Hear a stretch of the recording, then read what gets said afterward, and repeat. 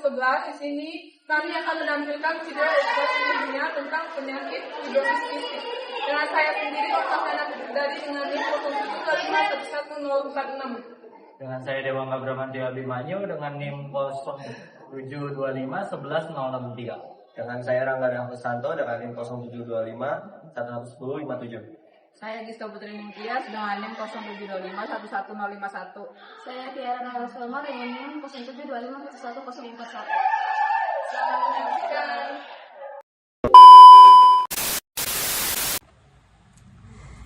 Satu, pengertian fibrosis kistis. Fibrosis kistis atau kistis fibrosis merupakan penyakit genetik yang diturunkan secara autosomal resesif akibat mutasi pada gen CFTR atau kistis fibrosis transmembran conduction regulator. Penyakit ini ditandai dengan reduksi lendir yang sangat kental dan lengket, sehingga dapat menyumbat berbagai organ, terutama pada sistem paru-paru, pankreas, hati, usus, dan sistem reproduksi.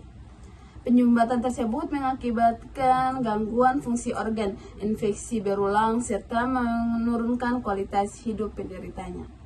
Yang kedua adalah gen atau kromosom yang mengalami mutasi. Fibrosis kistis disebabkan oleh mutasi pada gen CFTR yang terletak di kromosom 7. Penyakit ini terjadi karena seseorang mewarisi dua salinan yang bermutasi, satu dari ayah, satu dari ibu. Oleh karena itu, fibrosis kistis memiliki pola pewarisan autosomal resesif. Mutasi pada gen CFTR menyebabkan protein CFTR tidak dapat terbentuk atau tidak berfungsi secara normal. Akibatnya proses pengangkutan ion klorida dan air di dalam sel terganggu, sehingga lendir yang dihasilkan menjadi lebih kental dan lengket. Kondisi inilah yang menyebabkan penyumbatan pada berbagai organ tubuh. Jenis mutasi yang terjadi. Nah, mutasi yang paling sering ditemukan pada penderita fibrosis kistik ini adalah delta F508, yaitu mutasi delesi yang menghilangkan 3 nukleotida pada gen CFTR, sehingga asam aminofenilalanin pada posisi ke508 tidak terbentuk. Mutasi ini menyebabkan protein CFTR gagal melipat dengan benar selama proses pembentukannya. Akibatnya, protein tersebut dihancurkan oleh mekanisme pengawasan sel sebelum mencapai membran sel. Karena saluran ion klorida tidak terbentuk, keseimbangan cairan pada permukaan sel menjadi terganggu dan lendir berubah menjadi sangat kental. Fungsi normal atau protein CFTR. Gen CFTR ini berfungsi menghasilkan protein CFTR yang berperan sebagai saluran ion klorida pada membran sel epitel. Protein ini sangat penting untuk menjaga keseimbangan perpindahan ion klorida, natrium, dan air di dalam tubuh. Ketika ion klorida dipindahkan keluar, sel air akan selalu mengikuti melalui proses osmosis, sehingga lendir tetap encer dan mudah dikeluarkan. Dengan demikian, saluran pernapasan, saluran pencernaan, dan organ lain dapat berfungsi secara normal serta terlindungi dari penyumbatan dan infeksi. Jadi dampak mutasi terhadap protein atau fungsi sel, yaitu dampaknya mutasi sel pada gen CFTR menyebabkan protein CFTR tidak terbentuk dengan sempurna atau tidak dapat mencapai permukaan sel, sehingga tidak mampu menjalankan fungsinya sebagai saluran ion klorida. Akibatnya, perpindahan ion klorida dan air terganggu, sehingga cairan pada permukaan sel berkurang. Kondisi ini menyebabkan lendir menjadi sangat kental dan lengket.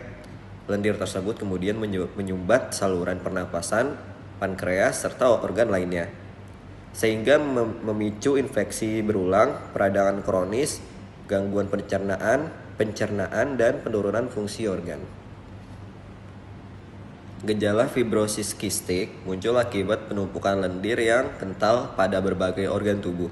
pada paru-paru, lendir yang menumpuk menjadi tempat berkembangnya bakteri sehingga penderita mengalami batuk kronis, sesak napas, dan infeksi saluran pernapasan yang berulang pada pankreas. Penyumbatan saluran menyebabkan enzim pencernaan tidak dapat mencapai usus sehingga penyerapan nutrisi terganggu. Akibatnya, penderita mengalami berat badan sulit meningkat, pertumbuhan terhambat, serta tinja berminyak. Selain itu, penderita juga memiliki kadar garam yang tinggi pada keringat karena gangguan fungsi protein CFTR pada kelenjar keringat.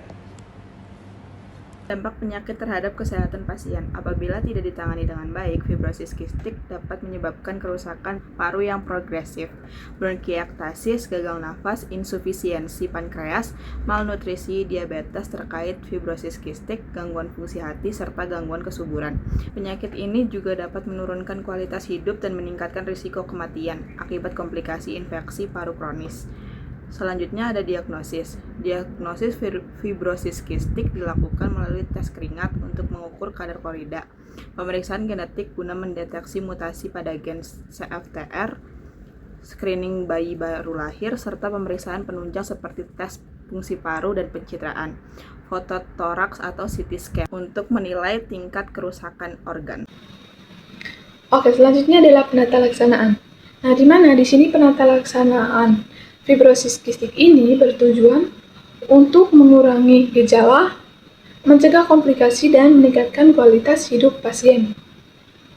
Terapi meliputi fisioterapi dada untuk membantu mengeluarkan lendir, pemberian antibiotik untuk mengatasi infeksi, mukolitik, dan bronkodilator untuk memperbaiki fungsi paru,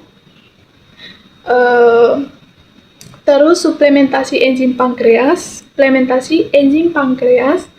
dan vitamin larut lemak seperti A, D, E, dan K, serta obat modulator CFTR seperti ivacaftor, lumacaftor, tezacaftor, atau elexacaftor sesuai mutasi yang dimiliki pasien. Pada kondisi yang sangat berat ini, transplantasi paru dapat menjadi pilihan terapi. Oke, yang terakhir adalah peran dalam bidang farmasi. Nah, dalam bidang farmasi, apoteker sangat berperan penting dalam memastikan penggunaan obat yang tepat, memberikan edukasi mengenai kepatuhan terapi dan cara penggunaan obat inhalasi, memantau efektivitas efek samping obat, memberikan konseling mengenai terapi modulator CFTR, terus dan membantu meningkatkan keberhasilan pengobatan sehingga kualitas hidup pasien dengan lebih baik. Sekian video edukasi dari kami, kurang lebihnya mohon maaf. Wassalamualaikum warahmatullahi wabarakatuh.